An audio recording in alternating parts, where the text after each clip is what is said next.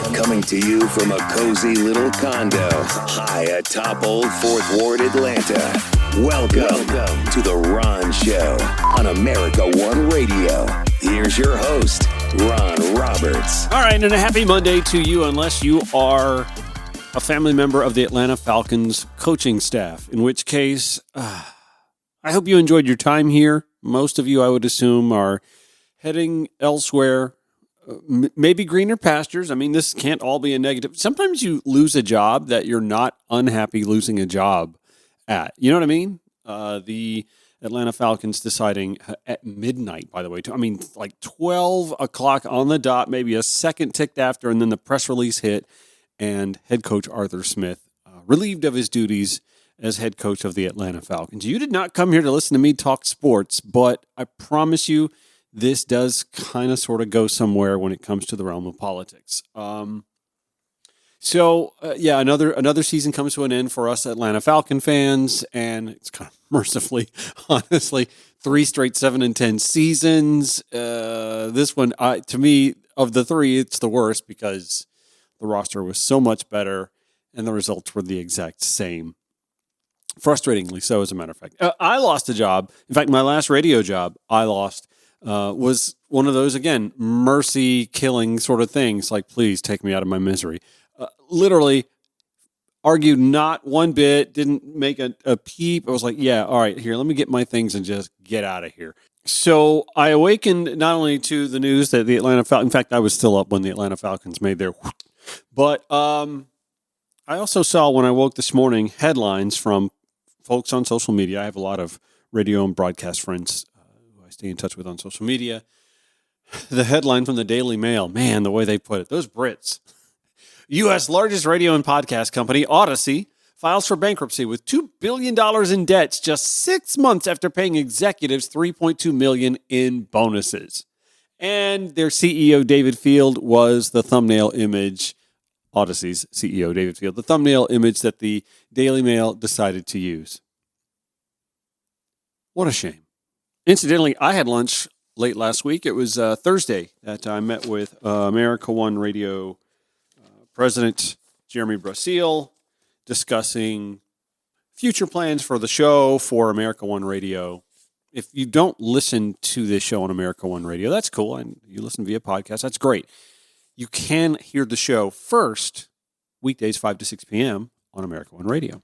And if that's how you do listen to the show, maybe you listen to it in the morning because we do replay it, I believe, at 8 a.m. the next day.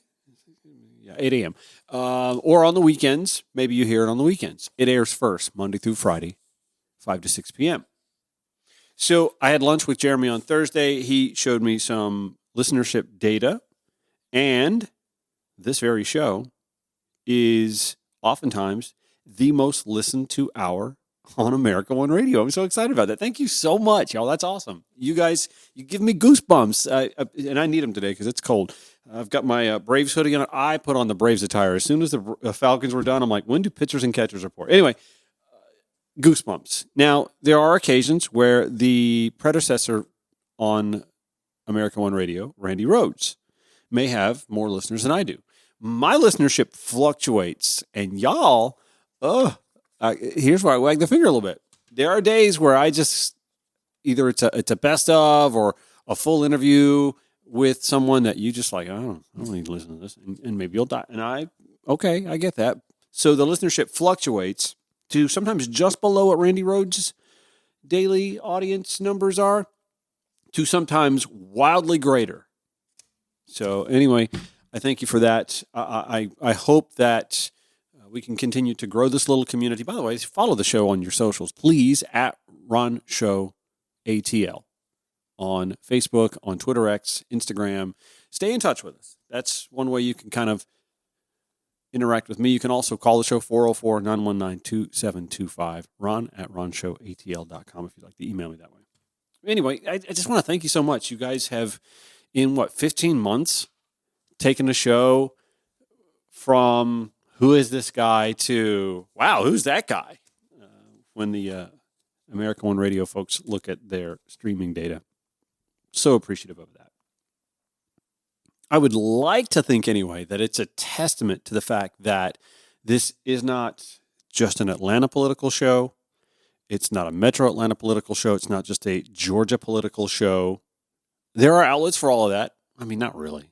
In some respects, I guess. It's not just a domestic politics show or a global political show. It's a show that I purposely try to bounce around to all of those, to somewhat be all-encompassing. It's also, over time, gotten to be easier to reach out to folks to have on the show. And again, that's a testament to the audience and the fact that the audience continues to grow, and that when I introduce myself, oh, yeah, America One Radio. Oh, yeah, you're the guy that ... Oh, Melita Easters. Yeah, she spoke. That's the guests that we've had on and continue to have on, and the fact that I can interact with Georgia legislators over the phone, text message, DMs. They know who I am. I know who. This is all just a testament to the growth of this little community, the America One Radio listening experience, as well as those of you who listen via podcast. All right, so I've gone 6 minutes into this first segment, just kind of feeling super appreciative of the streaming numbers, also that Arthur Smith is no longer the Atlanta Falcons head coach, and the growth of the Ron Show audience, and I can't thank you enough for that. Speaking of legislators, they get back to work today. There'll be headlines that come out of that over the next few days and weeks, and we'll look forward to having some of our hopefully regulars from the state legislature, from the House and the state Senate on to give us updates if and when needed. The first headline that I see worth touching on today here, let's go to NBC News. The former president's attorneys in Georgia asked the judge to dismiss charges against them in the Fulton County election interference case. Trump attorneys are claiming presidential immunity, due process, and double jeopardy protections. That's right, double jeopardy protections. Trump apparently hires the worst attorneys ever.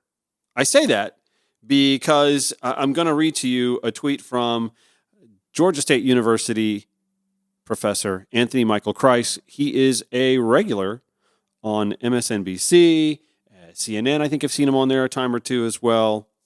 I'd love to hang out with him, honestly. I've tried many times to get him on the show, but because he is a Georgia State University law professor and he's on cable news, he ain't checking for the Ron Show. That's why we got to keep growing this audience, y'all.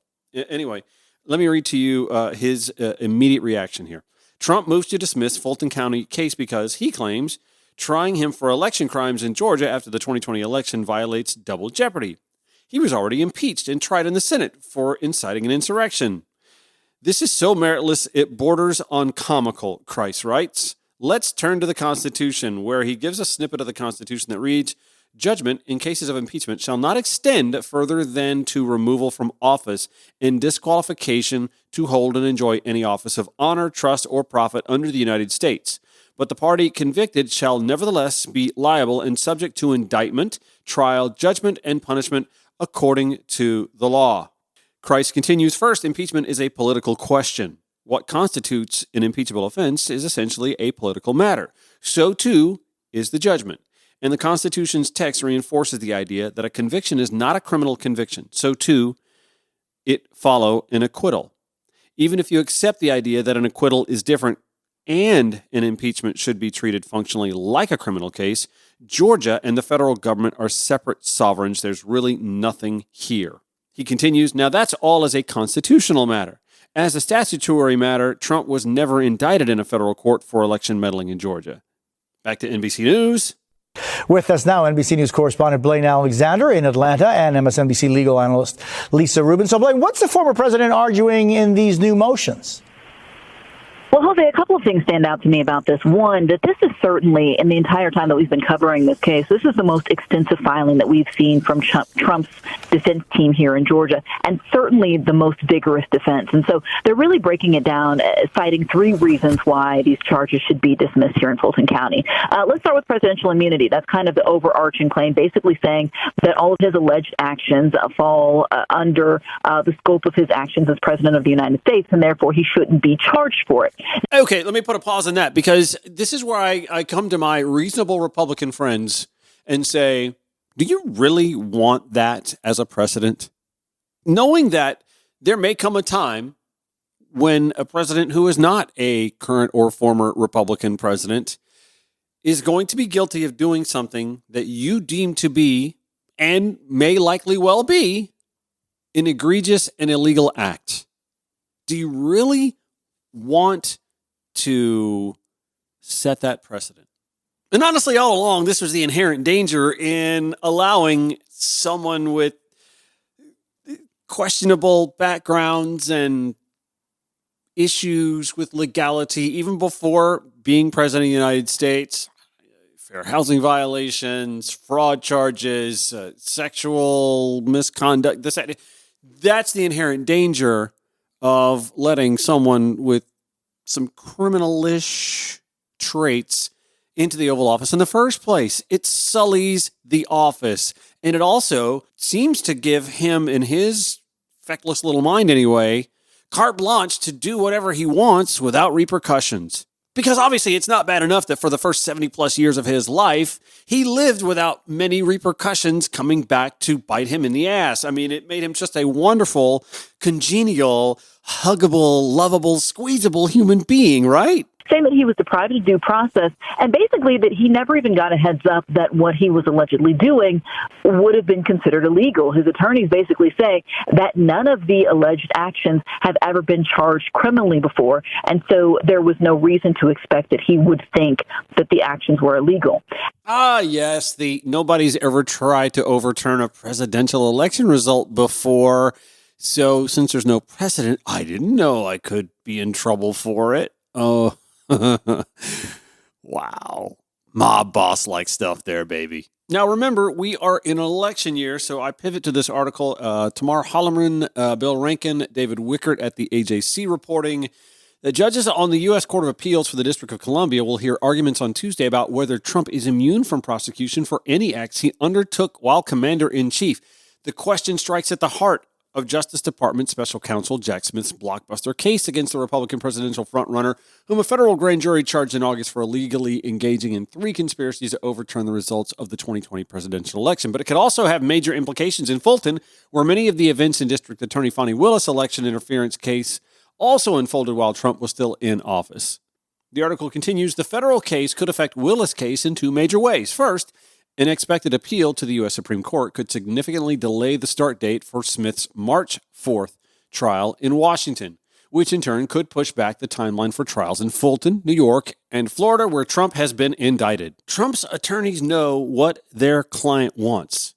He wants this drawn out as long as possible because poll after poll after poll shows that GOP voters, a third of them, don't believe he should even be the nominee if he is found guilty, even if he is the party's nominee. So at the very least, he doesn't want anything going to trial within the primary calendar, and at the very most, he wouldn't want any convictions landing until he is reelected so that he can then pardon himself. But we all knew that. Back after this, The Ron Show, the sometimes most listened to show on the America One Radio app, AmericaOneRadio.com, or wherever you podcast. Welcome back to The Ron Show for what they call in football circles Black Monday. It's the first Monday after the end of the NFL regular season. If you didn't find out late last night when you were staying up, you found out this morning that the Atlanta Falcons are looking for a new head football coach. Arthur Blank and President Rich McKay of the Atlanta Falcons and their general manager Terry Fontenot are heading the search. I can do this for him. Listen, if Arthur Blank would like to hire me to run the football program, I'm happy to. I love Atlanta United. I love the soccer, but he needs somebody for that. I can handle the Falcons. I've been a Falcons fan since I can remember, like age 5, 79, 78, somewhere in that area when I started watching football as a kid. And I know what they need to do. They need to go and ask for permission to interview the offensive coordinator for the Baltimore Ravens. Todd Monken, who used to be the offensive coordinator at the University of Georgia when they won 2 national championships. That's right, that Todd Monken. And then they need to go and trade for the former Georgia quarterback who didn't really play all that much for Georgia, honestly, before he transferred to Ohio State. Do what you can to go get Justin Fields from Chicago And I was on the fence about him before, but I think the swiftest way to make the Falcons competitive, playoff worthy, potentially even more than that, is to go get a play caller like Todd Monken, pair him with a Justin Fields who has Lamar Jackson-like qualities. That's the quarterback in Baltimore now. Who, by the way, number one seed in their conference and heavy Super Bowl favorites now. Yeah, there you go. Arthur Blank, if you're listening, if you're one of the hundreds, I'm looking at this data, that listens every day for long spells of time. I mean, I'm offering this to you free of charge as a Falcons fan, but I would love to come if somebody needs to be the vice president of football operations under Rich McKay. That's fine. Or if he's going to step down, I'll take the presidency, whatever. You did not come here to listen to me talk football, however. I want to make one last little fine point. I was watching the Georgia gang yesterday locally on WAGA television, Fox 5 here in Atlanta.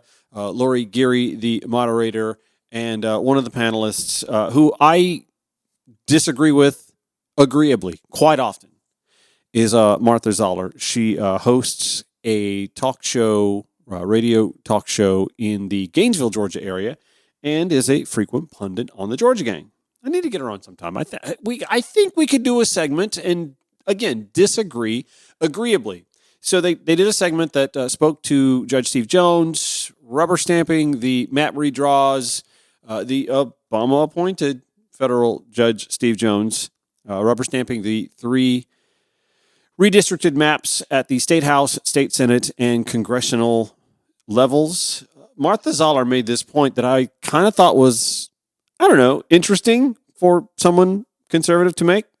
And I know we get involved in personalities because we like these people and we know these people, but the thing we always have to keep at the forefront is that this is not an individual person's seat, whether it's a legislator or whether it's under the Gold Dome or it's a congressional seat. They belong to the people, and they don't belong to whoever holds the seat at that particular time. And we forget that, and that's hard because we like these folks and we know these folks. But if you keep that as your perspective, it's a lot easier to deal with. A good reminder. Now, do I find fault with what she's saying? No, not at all. I do have a problem with her coupling that with the statement she made on the heels of what Kathy Woolard said minutes earlier in this conversation, which pivoted to State House members having to run against each other and meaning some of them wouldn't be back. And that was what she was responding to. Well, we may like these people, but these are the people's districts. Kathy Woolard said, I don't like the maps. I don't like the way we do redistricting. I think that, we're not adequately representing the population in the state of Georgia, but that's been going on for a long time. Maybe we'll hash that out in the courts. But really, what's most important is to let election officials have the time to run a good election. Well, I think Judge Jones did a beautiful job of weighing the constitutional side, which acknowledges that redistricting is a political process. That is a partisan pundit's way of saying it's a partisan process. The reason conservatives in conservative-controlled states like gerrymandering and the Electoral College is because they don't believe that the offices belong to the people. They do believe that ownership is a political process and not in any way a process of democracy. I've given you these numbers before, but if you haven't heard that day or segment or whatever, here's what I'm talking about. If you look at gubernatorial and presidential election results dating back to 2014 in the state of Georgia, 2022 back to 2014, the GOP's percentage of votes cast are as follows: 53, 2022, to 49, to 50, to 50, to 52 back in 2014. That's right. The top 2 outcomes for them were in 2014, 52%, 2022, 53%. If we use 53%, and that is the peak as a threshold, then why does the GOP have 59% of the Georgia Senate, 56.7% of the Georgia House, and 64.3% of the state's congressional representation? No, I mean, there's no way to draw lines that's going to bear out that the GOP will only have 53% of those 2 chambers and congressional representation. It's just impossible to do that. And there's nothing on the books that says that that's how you have to draw it out anyway. But it's never close. And that is no accident. So I appreciate what Martha Zoller said, but I don't believe Martha Zoller believes what Martha Zoller said. And I know for a fact the state GOP doesn't. And I know in my heart and in my mind that the Republican Party on the whole does not believe that these offices belong to the people.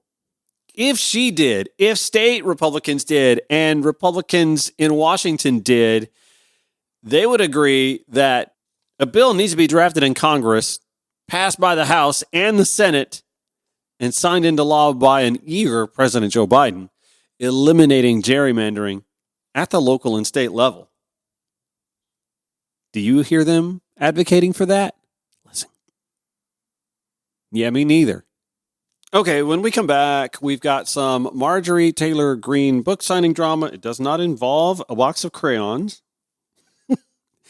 And did you watch Meet the Press yesterday? Elise Stefanik? She's interesting. So we've got all that and more when the Ron Show returns. On the America One Radio app, AmericaOneRadio.com, wherever you podcast. Broadcasting 5 days a week to make common sense common again. This is The Ron Show on America One Radio. Over the weekend, Marjorie Taylor Greene looking to play the victim card. They don't like the victim card when anybody else plays it, but when they play it, it is a Trump card. Yes, a Trump card. From WESH Television in Florida.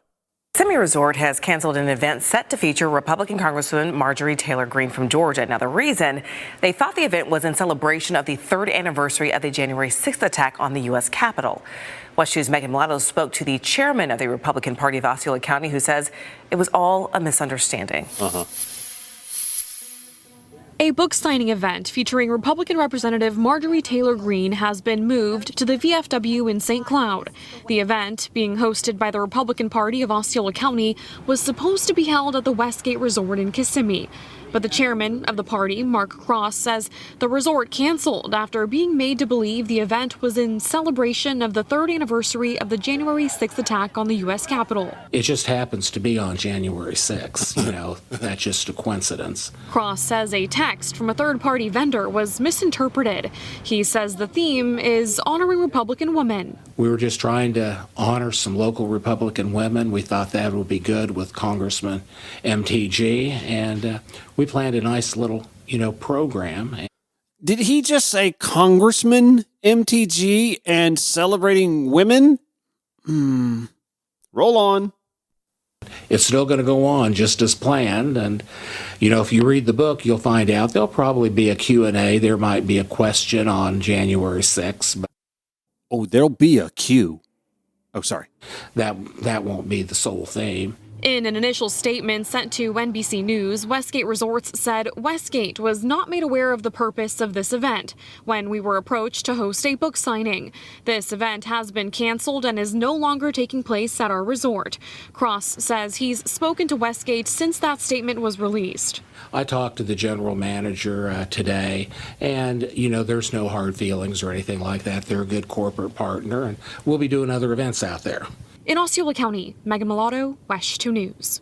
I'm sure Mr. Cross is a nice guy. However, I can't help but notice when I go to the Osceola County GOP's Facebook page, they have a litany of past events that you can easily see on their Facebook page. The Christmas party is the last event on the Osceola, Florida County GOP's Facebook page. And I'm curious why the January 6th, you can look at past events. That's what I'm looking at past events. The Osceola County GOP's past events are there for all to see.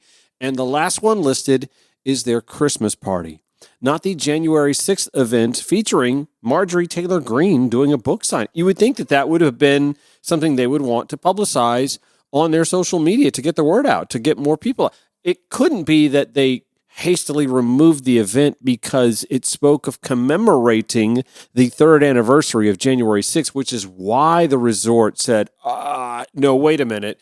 We don't want that kind of event on our grounds. You don't think that's it? They talk about this miscommunication, and Marjorie Taylor Greene, of course, blames Democrats. She literally took to Twitter X. Close-ups for her are not a good thing, but she did a close-up video. You don't have to see it, but you can hear it. Hi guys, I just wanted to come on and give you all a quick message. You may have seen in the news today, because the Democrats are loving it and the left-leaning media are all about it, twisting and lying about the story. But I am so excited to announce that they couldn't cancel my book signing tomorrow on January 6th. And this has been absolutely outrageous. You know, the Democrats want to do anything to cancel everything I say, cancel the words you speak, because they hate free speech. And let's be really honest about who the Democrats are. They claim they're defending democracy, but you and I both know they aren't defending democracy. They're destroying democracy. And they're destroying democracy by attacking our First Amendment, canceling our words, canceling your social media accounts, canceling everything you think and feel. And this all started back with Hillary Clinton when she declared all of us deplorables. Well, ever since then, the left has been doing everything they can to attack Republicans, attack conservatives, attack America First patriots, anybody that supports President Trump. And of course, the defenders of democracy are actually destroying democracy by trying to take President Trump off the ballot. We aren't going to allow it. We're going to stand up to the left. And I am doing that tomorrow by hosting my book signing tomorrow down here in Orlando. And I'm so excited to continue to do that, because we will never allow them to win. And so I just wanted to come by and let you guys know. And listen, if you want to stand up against them, here's a good way you can really make them angry. Order my book, and you can get a copy at mtgbook.com. So order my book and read the very book that the Democrats and the leftists in the media don't want you to read. Read the book, MTG, and remember, you can get a copy at mtgbook.com. So just wanted to come on and declare victory over the cancel culture communists, because I am sick and tired of them, and I know you are too. Okay, you guys, I want you to enjoy your weekend, and I'll be having a great time at my book signing that the left couldn't cancel tomorrow.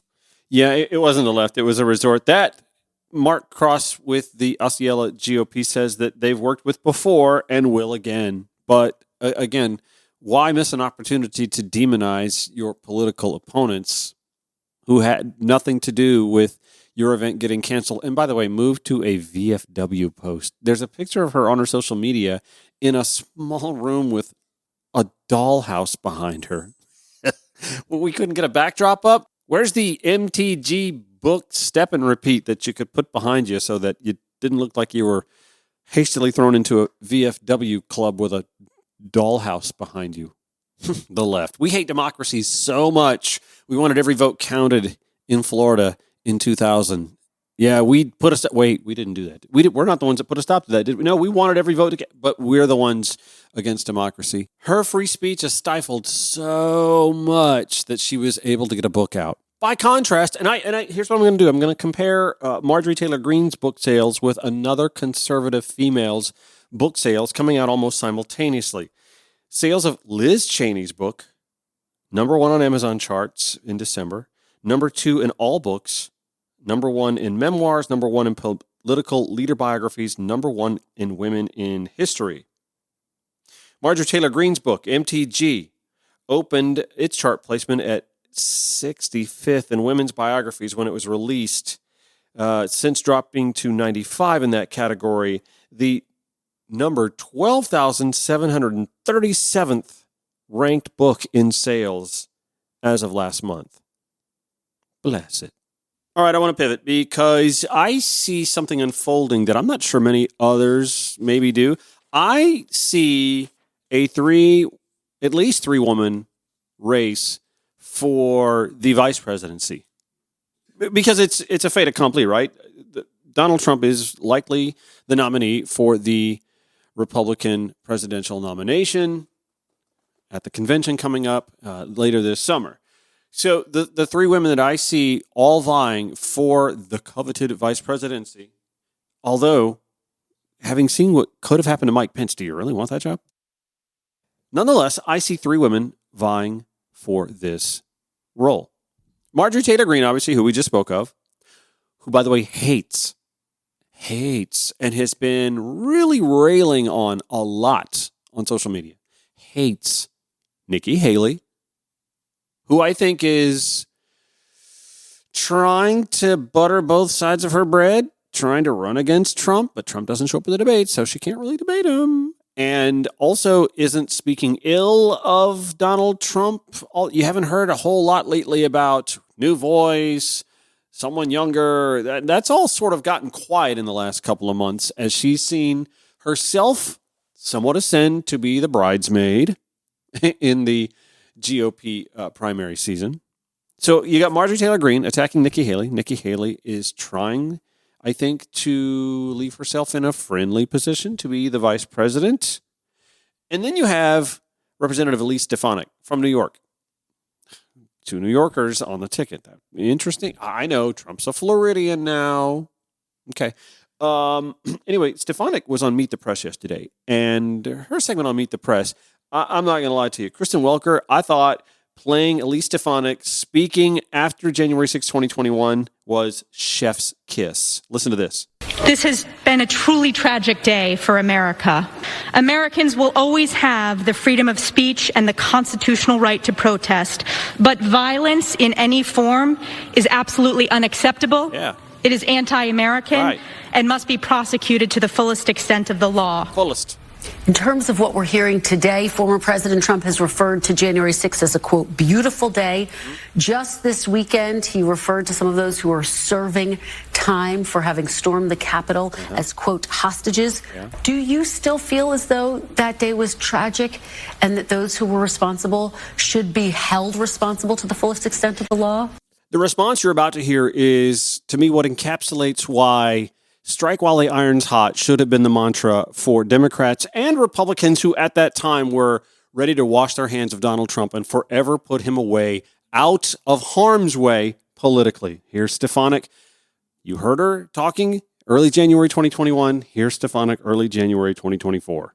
Well, first of all, Kristen, as typical for NBC and the biased media, you played one excerpt of my speech. I stand by my comments that I made on the House floor. I stood up for election integrity, and I challenged and objected to the certification of the state of Pennsylvania because of the unconstitutional overreach. So I absolutely stand by my floor speech. I am proud to support President Trump, and I want to correct another statement you made that there is no coordination with Joe Biden and the Department of Justice in prosecutions against President Trump. We just saw Hunter Biden defy a congressional subpoena, and the White House admitting it was in coordination with Joe Biden the morning of. That is coordination, and I believe that Joe Biden will be found to be the most corrupt president in our nation's history, and that's why all of the investigative work that we're doing is so important, because the American people, they deserve transparency and accountability. Hold up. First of all, what about? Kristen Welker didn't ask Elise Stefanik jack shit about Hunter Biden. Also, if since you want to do the what about thing, you want to pivot to something else. Jim Jordan didn't show up before Congress when subpoenaed as well. And what does your party have to say about that? Kristen Welker tried to fact check her a little bit, but she's so kind about it. To unpack there, of course, the White House has said that Hunter Biden is acting unilaterally on the issue of election integrity, though. As you know, Trump took his case to court more than 60 times that there was fraud. He didn't win. But I want to get back to this key question. Do you still think it was a tragic day? Do you think that the people who stormed the Capitol should be held responsible to the full extent of the law? I have concerns about the treatment of January 6 hostages. I have concerns. We have a role in Congress of oversight over our treatments of prisoners, and I believe that we're seeing the weaponization of the federal government against not just President Trump, but we're seeing it against conservatives, we're seeing it against Catholics, and that's one of the reasons why I'm so proud to serve on the Select Committee on the Weaponization of the Government, because the American people want answers. They want transparency, and they understand that as you look across this country, there seems to be 2 sets of rules. If your last name is Clinton or it's Biden, you get to live by a different set of rules than if you're an everyday patriotic American. I've been clear, Kristen, if you go back and play the full speech I gave on the House floor, I condemn the violence, just like I condemn the violence of the BLM riots, but I also importantly stood for election integrity and security of our elections, which if we don't have that, we do not have a democracy. So the real threat to our democracy is these baseless witch hunt investigations and lawsuits against President Trump, whether it's Tish James or whether we see in the D.C. Circuit Court, and that is undemocratic, and it's shredding our Constitution. And you know who agrees with me, Kristen? The American people. That's why President Trump is winning in poll after poll. Oh, they hate baseless witch hunts, but they're opening an impeachment inquiry with no evidence whatsoever into Joe Biden because, well, Democrats impeached their guy twice, and so he's due at least one, but we'll have to open the inquiry to get the evidence because we don't have the evidence now. Also, this scalded dog whining about the weaponization argument. Yeah, I'm sorry. I just laugh at this when I get this from a white heterosexual conservative complaining about the weaponization of government towards J6ers. These are the same conservatives who either champion or turn a blind eye to decades of weaponization. You know, if they took some critical race theory, they'd know this. They turn a blind eye or promote decades in the continuation of the weaponization of law enforcement, the judiciary, and conservative lawmaking towards civil rights and equality. But please, cry me some crocodile conservative tears, Elise. This might be the most defiant I've ever heard Kristen Welker when she rebuffs the whole Clinton-Biden argument. Poll after poll against Joe Biden. The Justice Department has indicted a number of top-name Democrats as well, including the president's son, twice. So, I mean, a lot of critics would argue that undercuts your argument. There are two systems of justice. If you want to try to, I want to answer that. If you want to make that case, the American people are very smart. They know that they tried to give Hunter Biden a sweetheart deal. We've heard from multiple IRS. He was indicted twice, Congresswoman. But it was because of a judge that threw out a sweetheart deal that was negotiated on Joe Biden's behalf. Joe Biden and the Department of Justice have been withheld from going after the Biden crime family, which Joe Biden sits atop of. But how many times did the DOJ investigate the Trump crime family when Trump was president? Exactly. More Ron Show after this on the American One Radio app, AmericanOneRadio.com, wherever you podcast. Final segment of the Ron Show for Monday, January 8th. And we're all kind of hastily getting things done. I've got a softball board meeting at 6:30 because the football game's at 7:30. The Natty, that doesn't include the University of Georgia. This one time, or the SEC at all, this one time. That's fine. It's a football game. It's an important football game, and I'm still going to watch it. You know what else I'm watching that I don't see a whole lot of buzz about in mainstream media? Mediaite, by the way, is publishing this. They have, and why I don't have audio of this yet, they're not releasing it. They have audio of a conversation between Trump ally Roger Stone, yeah, that guy, the comic book villain character guy, with a friend, I guess a police pal or whatever, talking about vendettas and potentially assassinating congresspeople. This came out on Friday afternoon. Infamous political operative Roger Stone, according to Mediaite, was recorded on tape telling an associate to, quote, abduct and punish, air quotes there, a prosecutor who led the case against him as part of the Mueller probe. In December 2020, that was a month after the 2020 elections, after Donald Trump's defeat to Joe Biden, Stone was working on the effort to overturn the election. In audio from that time, reviewed exclusively by Mediaite, Stone can be heard at his Florida condo speaking with Sal Greco. Hey, Sal, get over here. Sal Greco, an NYPD officer, served as security for Stone. Greco would, months later, according to Mediaite, be fired by the NYPD over his ties to Roger Stone, who he was with during the January 6th riot. In the audio, the two of them discuss Aaron Zelinsky, a prosecutor who served as a deputy to former special counsel Robert Mueller and who led the case against Stone. Here's a quote. He needs to be punished. Stone telling Greco, you have to abduct him and punish him. That has to be done. It will be easy to abduct him because he is a weakling.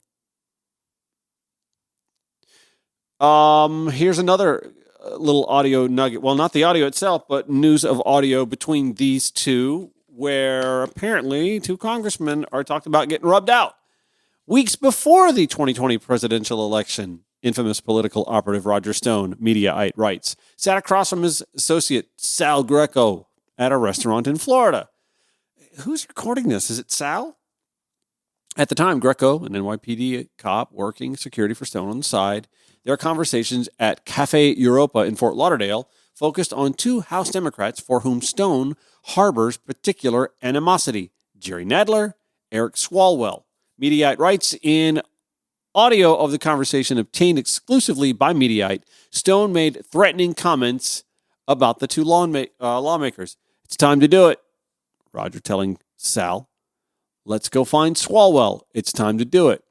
Then we'll see how brave the rest of them are. It's time to do it.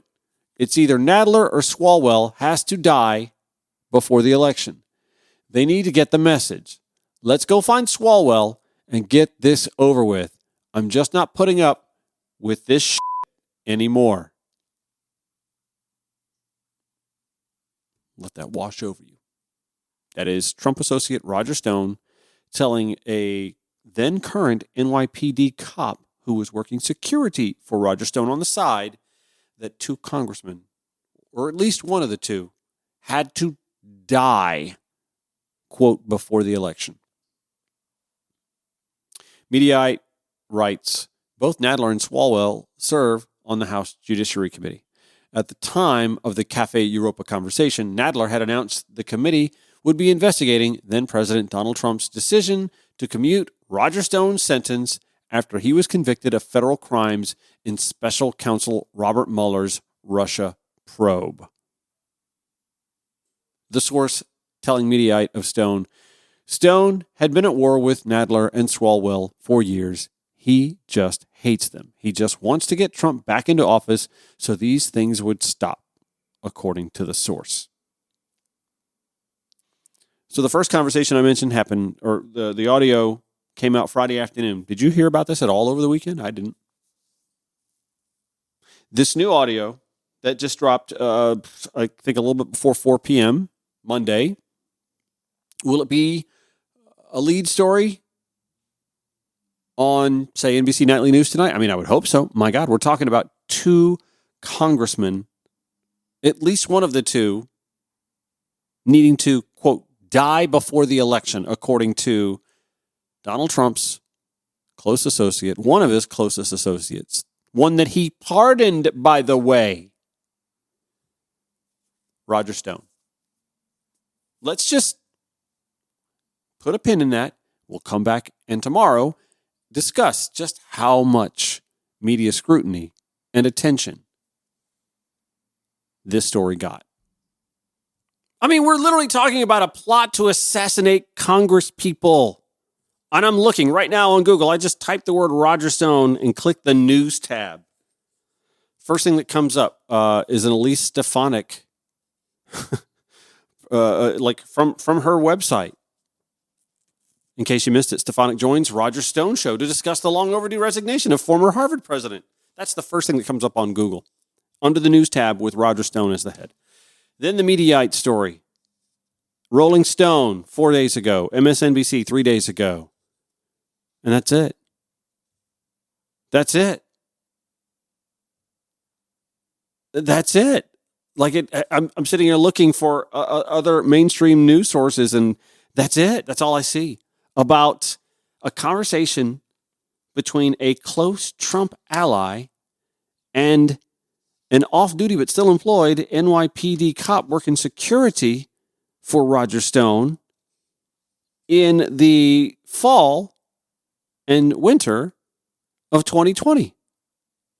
And I'm sorry, media friends, but I'm a little perplexed because normally you guys eat up crazy Trump bullshit and his crazy comic book villain cast of characters antics up. Y'all sop it up like it's feeding time at the hog trough. This, however, I'm only seeing Mediaite, Rolling Stone, and MSNBC on this. Congress people being discussed about being assassinated by a close presidential ally. Do your damn jobs. I better see this on the news. Back tomorrow, 5 to 6 p.m. on the American One Radio app, AmericanOneRadio.com, wherever you podcast. Show notes, RonShowATL.com. See you tomorrow.